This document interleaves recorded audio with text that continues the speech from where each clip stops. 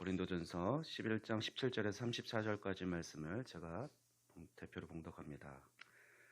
내가 명하는 이 일에 너희를 칭찬하지 아니하나니 이는 너희의 모임이 유익이 못되고 도리어 해로움이라.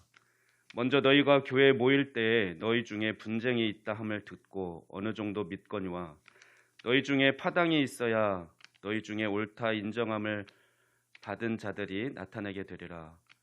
그런즉 너희가 함께 모여서 주의 만찬을 먹을 수 없으니 이는 먹을 때에 각각 자기의 만찬을 먼저 갖다 먹으므로 어떤 사람은 시장하고 어떤 사람은 취함이라. 너희가 먹고 마실 집이 없느냐? 너희가 하나님의 교회를 업신여기고 빈궁한 자들을 부끄럽게 하느냐? 내가 너희에게 무슨 말을 하랴? 너희를 칭찬하랴? 이것으로 칭찬하지 않노라. 내가 너희에게 전한 것은 주께 받은 것이니 곧 주 예수께서 잡히시던 밤에 떡을 가지사 축사하시고 떼어 이르시되 이것은 너희를 위하는 내 몸이니 이것을 행하여 나를 기념하라 하시고 식후에 또 그와 같이 잔을 가지시고 이르시되 이 잔은 내 피로 세운 새 언약이니 이것을 행하여 마실 때마다 나를 기념하라 하셨으니 너희가 이 떡을 먹으며 이 잔을 마실 때마다 주의 죽으심을 그가 오실 때까지 전하는 것이니라. 그러므로 누구든지 주의 떡이나 잔을 합당하지 않게 먹고 마시는 자는 주의 몸과 피에 대하여 죄를 짓는 것이니라. 사람이 자기를 살피고 그 후에야 이 떡을 먹고 이 잔을 마실지니 주의 몸을 분별하지 못하고 먹고 마시는 자는 자기의 죄를 먹고 마시는 것이니라. 그러므로 너희 중에 약한 자와 병든 자가 많고 잠자는 자도 적지 아니하니 우리가 우리를 살폈으면 판단을 받지 아니하려니와 우리가 판단을 받는 것은 주께 징계를 받는 것이니 이는 우리로 세상과 함께 정죄함을 받지 않게 하려 하심이라. 그런즉 내 형제들아 먹으러 모일 때에 서로 기다리라. 만일 누구든지 시장하거든 집에서 먹을지니 이는 너희의 모임이 판단받는 모임이 되지 않게 하려 함이라. 그 밖의 일들은 내가 언제든지 갈 때에 바로 잡으리라. 아멘. 이 시간에는 성찬의 시행이라는 제목으로 함께 은혜를 나누고자 합니다. 우리 계속해서 교회의 표징에 대해서 살펴보고 있습니다. 지난주에는 세례의 시행이라는 교회됨의 두 번째 표징을 말씀드렸습니다. 우리가 그리스도인이 되었다라는 것은 갈라디아서 2장 20절 말씀에서 사도 바울이 고백한 것처럼 이제 내가 그리스도와 함께 십자가에 못 박혔기 때문에 더 이상 내가 사는 것이 아니라 그리스도가 사는 것이다. 그래서 그리스도인이라고 그렇게 이름을 부릅니다. 나의 삶에 있어서 내가 더 이상 내가 주인이 아니라 그리스도로 살아가는 것, 오직 그리스도가 드러나는 삶, 예수님처럼 살아가는 존재가 된 것이 바로 그리스도인이라는 것이죠. 우리들의 모습이 그리스도 예수님처럼 보여질까요? 우리는 늘 그것을 의식하며 예수님처럼 살려고 우리는 노력해야 되는 거죠. 성령님을 의지해서.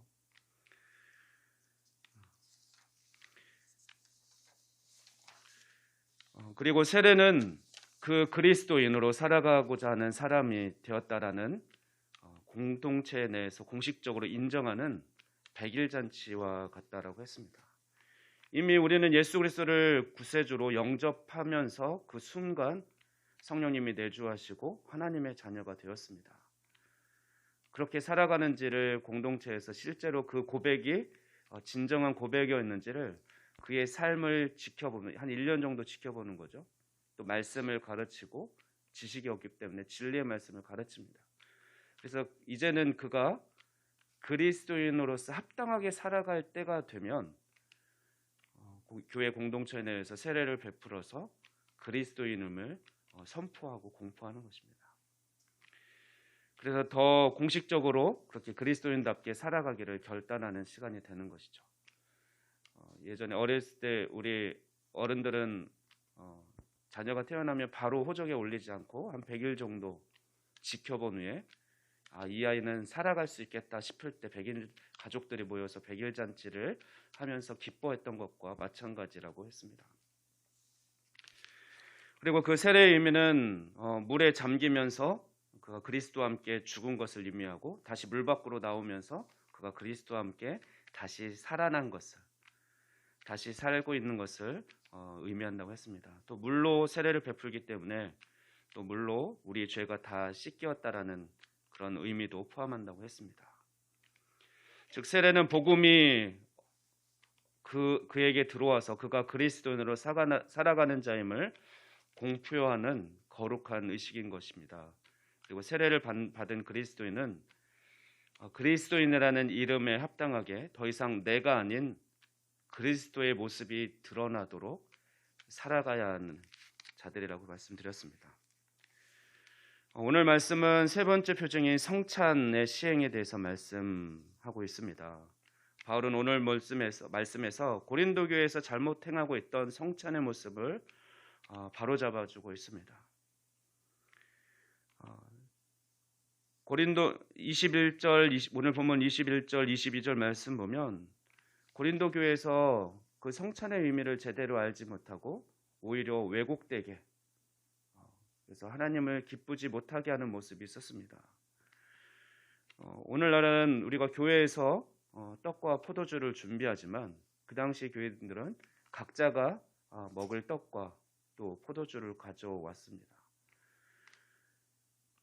그런데 어떤 사람은 부자라고 해서 좀 더 많이 가져오기도 하고 또 먼저 와서 그것을 먹고 마셨습니다. 그래서 어떤 사람은 이미 막 취해 있고 또 어떤 사람 늦게 온 사람은 또 늦게 온 사람도 있었고 또 어떤 사람은 가난해서 그것조차 가져올 수 없는 사람이 있었습니다. 그런데 와봤더니 벌써 다 먹어서 그 가난한 사람은 나는 내가 가져온 것도 없고 함께 참여하지 못하는 거죠. 그래서 21절 보면 어떤 사람은 시장하고 어떤 사람은 취함이라, 자기의 만찬을 먼저 갖다 먹음으로 그렇게 이야기하면서, 그러면서 바울이 책망합니다. 너희가 먹고 마실 집이 없느냐? 너희가 하나님의 교회를 업신여기고 빈궁한 자들을 부끄럽게 하느냐? 그래서 내가 너희들 칭찬할 수 있겠냐? 너희들 칭찬할 수 없겠다라고 얘기하는 거죠. 책망하고 있습니다. 그들이 고린도 교회 성도들이 성찬의 의미를 바르게 알았다라면 이렇게 업신여기지 않았다라는 거죠. 경솔하게 행동하지 않았다라는 것입니다. 그러면서 성찬의 의미를 이제 23절부터 쭉 설명을 합니다. 그래서 죄가 없이 분별함으로 참여해야 된다는 걸 강조하죠. 안 그러면 너희들은 심한 경고처럼 얘기합니다. 30절부터는 이렇게 얘기하죠. 심지어 너희가 그런 죄 중에서 성찬을 행하면, 잘못된 모습으로 성찬식을 행하면 너희 중에 약한 자와 병든 자가 많고 잠자는 자도 적지 아니하니. 하나님의 심판을 받게 되고 오히려 이렇게 죽음이나 질병에 이를 수 있다라는 것입니다. 그렇게까지 경고하면서 성찬을 제대로 시행할 것을 가르쳐주고 있고, 다른 여러 가지 문제가 많은 교회였기 때문에 고린도 교회는 이제 내가 가서 또 다른 것들은 직접 가르쳐주겠다라고 하면서 오늘 11장의 말씀 마무리합니다. 여러분이 이해하고 있는 성찬식은 어떤 의미입니까? 먼저 성찬식이 어떻게 예수님께서 제정하셨는지 그 의미를 살펴보고, 또 왜 그것이 오늘 이제 바울이 야르치는 것도 그렇죠. 하나 되게 하셨는데 오히려 성찬식으로 인해서 소외되는 자가 생긴다는 거죠. 하나 되지 못한다는, 그걸 안타깝게 더 여기는 겁니다.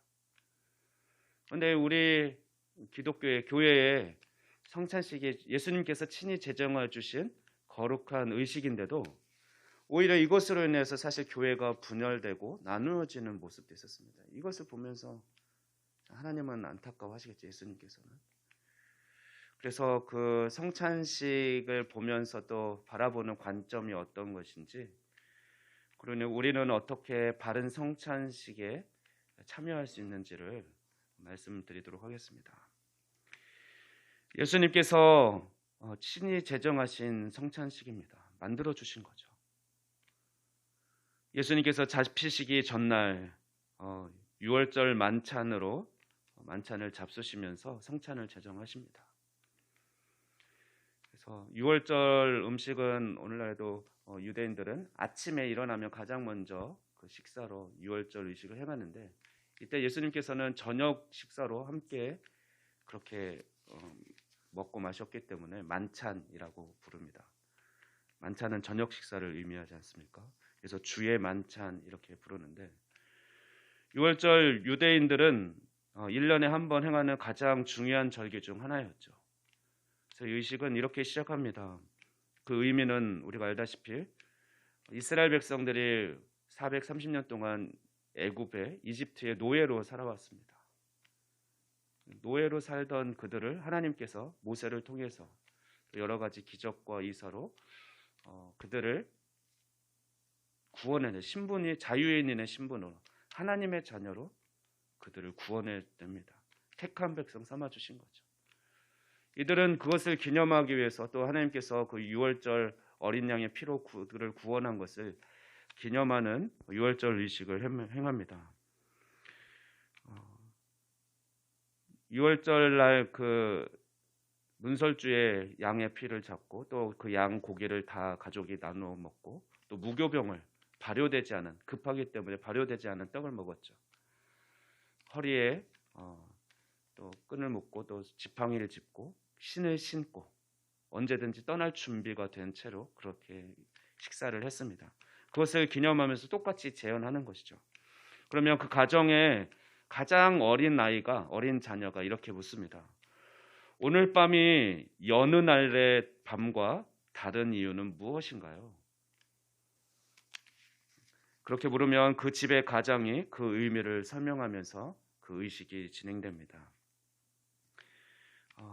노예는 서서 식사를 했는데 그들은 서서 식사하지 않고 바닥에 누워서 팔을 괴고 비스듬히 누워서 자유인임을 상징적으로 나타내며 그런 자세로 식사를 합니다.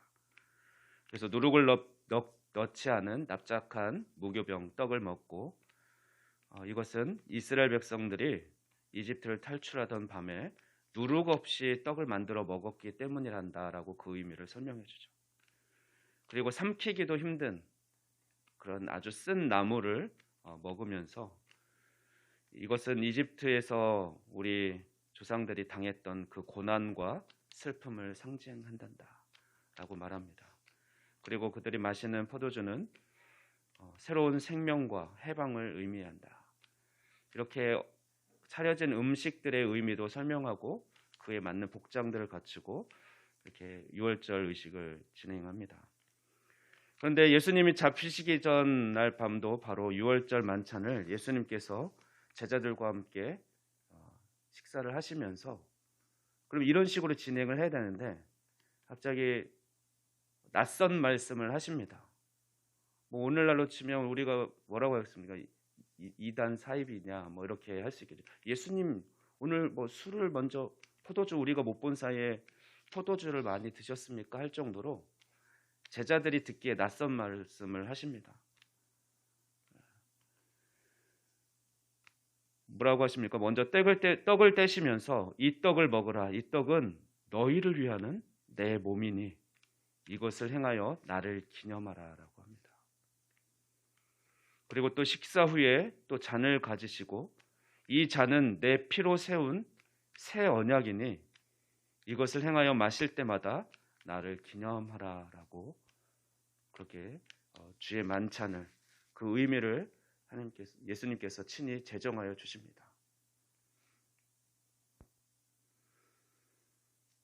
떡을 예수님의 살, 몸이라고 말씀하시고 포도주를 예수님께서 너희와 많은 사람의 죄를 사하기 위해 흘린 바로 예수님의 피, 새 언약의 피라는 말씀은 아마 제자들에게 충격이었을 것입니다. 충격적인 말씀이었을 것입니다. 그래서 아까 말씀드렸는데 어떤 사람은 예수님께서 취하셨다 이렇게 받아들인 자도 있었을지 모르겠습니다.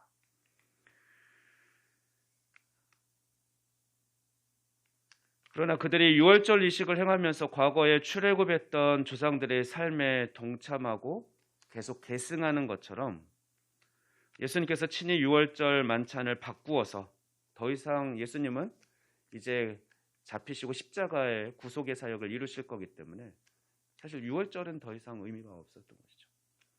그거보다 더 중요한 완전한 하나님 나라가 임하고 완전히 회복될 그것을 말씀하시면서 새 언약을 말씀하시고 예수님께서 오늘 우리가 성시교독으로 읽었던 교독문의 말씀처럼 요한복음 6장에서 말씀하십니다. 예수님, 내가 생명의 떡이다. 하늘에서 아버지께서 보내주신 것이고 옛날 광야에서는 만나를 보내주셔서 살았지만 내가 영생하는 떡이다. 나를 통해서 생명을 얻게 된다. 영혼이 줄이고 또 목마르지 않게 된다. 하면서 예수님이 당신이 떡이신 것을 말씀하셨습니다. 우리는 예수님으로 인해서 생명을 얻고 예수님을 인해서 떡을 먹고 살아갈 수 있는 존재가 된 것이죠. 친히 주의 만찬으로 성찬식으로 이렇게 성찬으로 바꾸어서 예수님을 믿는 모든 그리스도인이 우리를 예수 그리스도가 그 잡히시기 전날 밤으로 우리를 초대하는 것이 바로 우리가 성찬식을 행하는 것이죠. 또 성찬식의 의미는 바로 예수님께서 흘린 피가 새 언약의 피라고 말씀하시고 십자가의 그런 구속의 죄사함을 의미하는 우리가 죄사함을 받는 시간이기도 하며 그것을 기억하는 시간이기도 하며 또 새로운 언약 가족이 되어서 우리는 기뻐하고 그런 마치 잔치와 같은 그런 시기 또 성찬식이기도 합니다.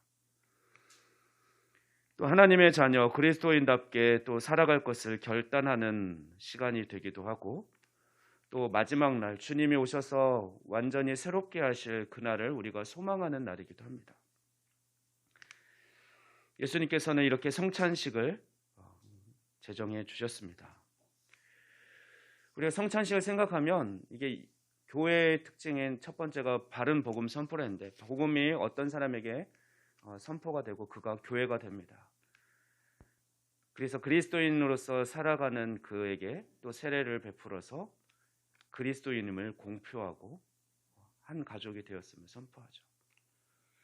그리고 그것을 늘 기념하기 위해서 기념하고 기뻐하고 감사하면서 또 그렇게 그리스도인을 살아가기 위해서 또 성찬식을 행합니다. 예수님께서 친히 제정해 주신 성찬식을 행하죠.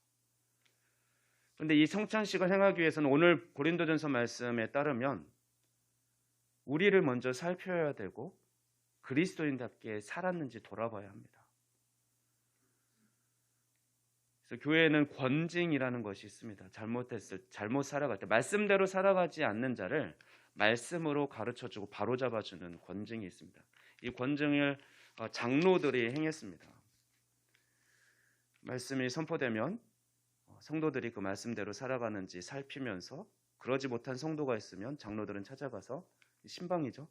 신방하면서 이런 모습이 그리스도인답게 말씀대로 살지 못하는 모습이니 고치십시오 하면서 바로 잡아줍니다. 그렇게 말씀 안에서 잘 살아가는 자가 성찬식에 참여할 수 있는 거죠. 그래서 이렇게 권징도 같이 행해줘야 되는 것이 사실은 또 성찬이기도 합니다. 일주일 전에 광고를 하죠. 다음 주에는 최소 일주일 전에 광고를 합니다. 성찬식이 있습니다. 그 의미가 자신이 그리스도인답게 또 하나님 말씀대로 살아가는지를 돌아보면서 더 하나님 기뻐하시는 삶을 살아가는 자세로 또 성찬식에 참여할 것을 이야기하는 것입니다. 세례식이 100일 잔치와 같다라고 비유로 말씀드렸습니다. 성찬식은 생일 잔치와 같습니다. 우리가 예수님으로 인해서 새 생명을 얻게 된 것, 하나님 나라의 가족이 된 것을 기뻐하는 날이죠.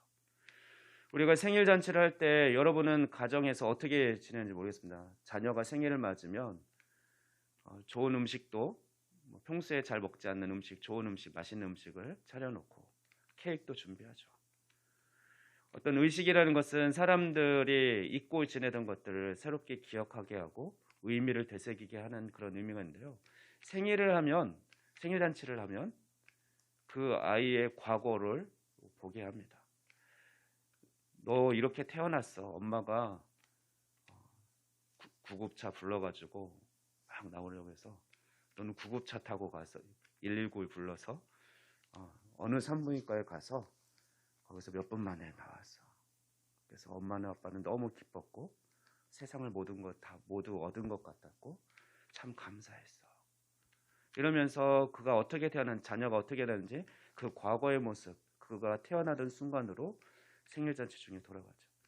현재와 과거가 연결되고 또 그러면서 어르신 생일잔치 때는 더 그러죠. 건강하세요 이러면서 축복도 합니다. 자녀에게도 그래서 너는 잘 살아야 돼. 너는 소중해. 귀한 존재야. 지금까지 하나님께서 잘 여기까지 자라게 하셨고 또 앞으로 이렇게 자라게 하실 거야 라고 미래도 우리가 그려보며 소망하면서 기뻐하는 시간이 생일잔치입니다. 마찬가지로 성찬식도 예수님께서 제자들과 함께 제정하신 그 6월절 그 밤, 6월절 전날 밤으로 그렇게 우리를 초대합니다. 그래서 예수님께서 친히 떡을 떼어주시고 잔을 나누어 주셨던 것처럼 우리도 동일하게 그 현장으로 불러주시죠. 그 의미를 되새기면서 우리도 그리스도의 몸과 살과 피를 먹고 마신 자임을 우리가 그렇게 예수 그리스도의 몸으로 하나 되는 시간, 또 우리가 새 언약 가족이 되었음을 기억하는 시간이 되고 또 주님 오실 그날까지 이것을 계속 기념하고 행하면서 그리스도가 우리를 위해서 죽으셨던 것을 기억하고 또 선포하는, 나타내는 그런 일이 되면서 주님께서 오실 그날에 완전해질 그날을 또한 소망하게 됩니다. 사실 우리가 주일을 지키는 것도 우리가 주의 날이라고 하거든요. 일주일에 시작되는 첫날을 우리는 일요일이 아니라 주일로 지킵니다. 우리가 주일로 지키는 의미는 알고 계시죠? 예수님께서 돌아가시 3일 만에 부활하셨습니다. 그죠? 안식일 다음 날, 안식일을 토요일이라면 다음 날 이렇게 부활하셨는데 그것을 기념하기 위해서 예수님이 잡히시기 때까지만 해도 많은 무리들은 어떻게 했습니까? 예수님을 메시아로 믿고 따르다가 정치적 메시아로 믿고 따르다가 아무 힘 없이 극악의 그 죄의 형틀에 십자가에 매달려 저주받으시면서 돌아가시는 모습을 보면서 실망하고 돌아갔습니다. 다 끝난 것과 같았는데 3일 후에 부활하셔서 죽음을 이기시고 사망 권세를 깨뜨리시고 영원한 승리자가 되시죠. 완전한 반전이고 하나님이 놀라운 일을 행하십니다.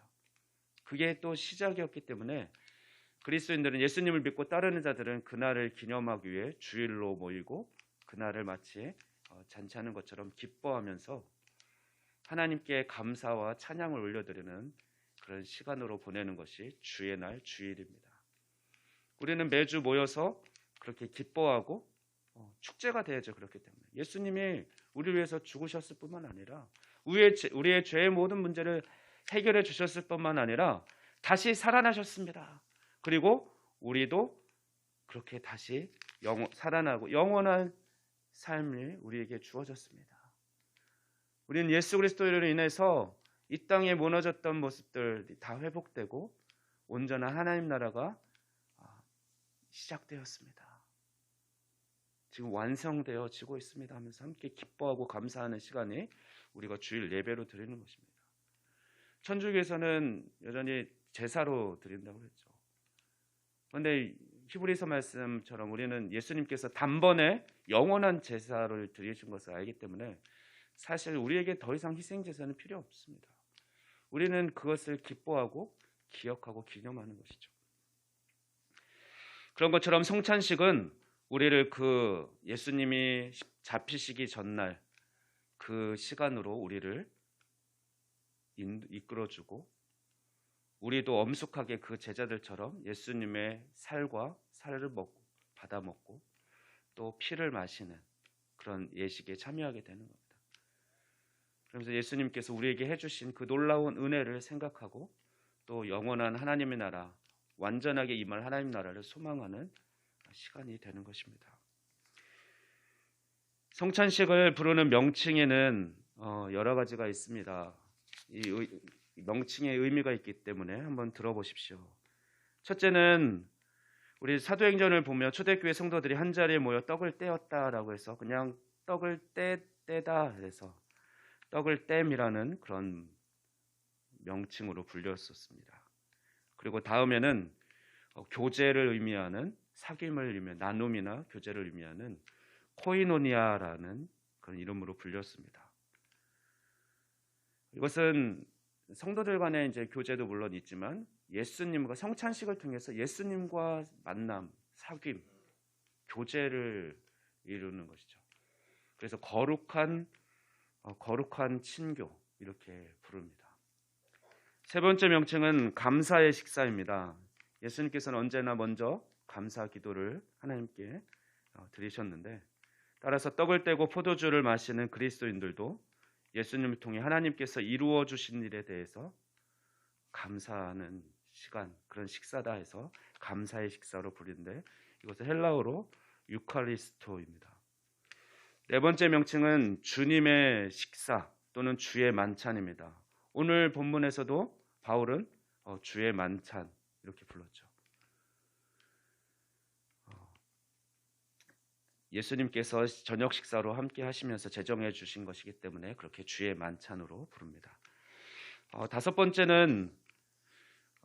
마지막으로 다섯 번째는 이거는 이제 로마 카톨릭에서 좀 나온 그 의미와 비슷한데요. 의미가 있는데 좀 우리 성도들에게는 또 새롭게 다가오는 의미입니다. 로마 카톨릭의 그 모든 예배가 라틴어로 그렇게 진행이 됐죠. 그러면서 일반 라틴어를 모르는 신자들은 어땠을까요? 그때 이제 이런 성찬식도 계속 매번 행해졌는데 끝날 때 이런 말을 해줍니다. 자, 이제 끝났으니 세상으로 가십시오. 세상으로 돌아가십시오. 이 말만 이제 알아들을 수 있는 말로 하는 거죠. 이제 끝났다는 걸 알려주는.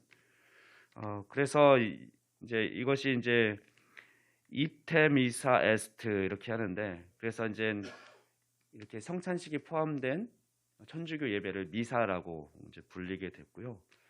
그래서 예수님의 식사는 세상으로 파송한다라는 그런 사명 수요로 끝을 맺게 되었습니다.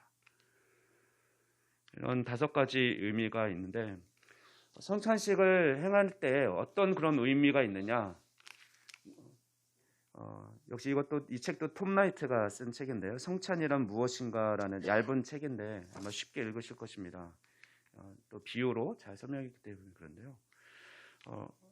로마 카톨릭에서는 화채설을 주장합니다. 우리가 성찬식을 행할 때 이 떡에 예수님의 몸으로 바뀐다. 그래서 그렇게 생각했던 이유는 중세 유행하던 철학 사상이 어떤 물질이 있으면 그 물질이 외적인 물질적인 현상과 그 내적인 본질을 담고 있다. 어떤 물질은. 그래서 물질이란 보이고 만져지는 것보다 더 깊은 차원의 실제를 의미한다라고 생각했습니다. 그래서 모양이나 맛이나 냄새는 또 감촉은 틀림없이 떡이라 하더라도 그 본질은 신비한 내적 실제이기 때문에 사실상 그 떡은 변화되어 예수님의 몸이 된다라고 생각을 했습니다. 그래서 예수님을 계속 어떻게 보면 쉽게 환생, 윤회 이런 것처럼 예수님이 계속 오시는 거죠. 이 성찬식을 행할 때마다 카톨릭은 그렇게 믿었기 때문에 그래서 제사를 계속 드리는 거고 또 이런 사실은 이런 가운을 사실 입지 우리 개신교에서는 입지 않습니다. 그러나 이제 카톨릭에서는 제사장 복장처럼 그렇게 입고 또 제단을 만들어서 그렇게 예배를 드리고 제사를 드리는 거죠. 그런 의식을 했지만 우리는 아까 말씀드린 대로 단번에 예수님께서 이미 영원한 제사를 드리셨기 때문에 더 이상의 제사는 필요 없습니다. 하지만 저희가 이제 세례를 베풀거나 성찬식을 할 때 그래도 이제 장로님과 목사가 가운을 입는 거는 저는 그냥 마음가짐이죠. 이것이 어떤 제사장으로서 입는 것이라기보다는 어떤 예식을 행하는 그런 집례자로서의 어떤 스스로의 마음가짐도 되기도 하고요. 또 보는 성도들 입장에서도 우리가 좀 다른 그냥 가벼운 행사가 아니라 의미 있는 예식에 참여한다라는 그런 생각이 들게끔 가운을 입습니다. 사실 안 입어도 아무런 상관은 없습니다. 그러나 종교개혁했던 루터는 어떤 생각을 가졌을까요? 성찬식을 할 때 그때 떡이 어떻게 된다라고 봤을까요? 천주교에서 말하는 그 사상에 동의하지는 않았습니다. 전적으로 동의하지 않았지만 또 그렇다고 적극적으로 반대하지도 않았습니다. 공제설을 믿었습니다. 함께 존재한다. 떡은 떡이지만 떡이 예수님의 살은 아니야. 하지만 성찬식을 할 때 예수님께서 그 자리에 임재하시고 떡과 함께 같이 같은 공간에 있게 돼. 그렇게 루터는 주장을 했습니다. 그리고 츠빙글리는 오늘 말씀에 읽다 보면 기념하라는 말이 나오죠. 이것은 예수님의 살을 예수님의 몸과 피를 상징하는 상징뿐이지 그게 어떻게 예수님의 실제 살과 피가 되느냐. 우리는 예수님께서 제정하신 그 의미에 동참하는 거지. 그래서 기념하는 거다라고 기념설을 주장을 합니다. 크게 이게 세 가지로 주장이 되는데 우리는 주로 칼빈의 주장을 많이 우리 장로교는 따르고 있습니다.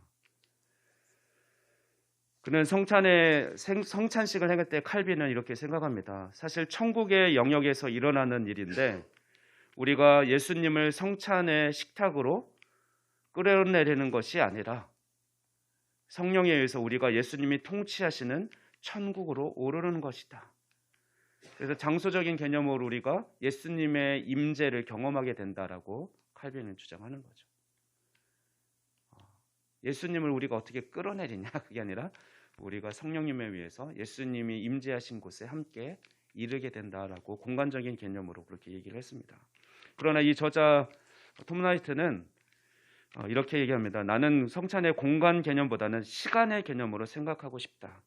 앞에서도 말했듯이 예수 그리스도는 하나님의 미래로부터 우리에게 오신 분이다.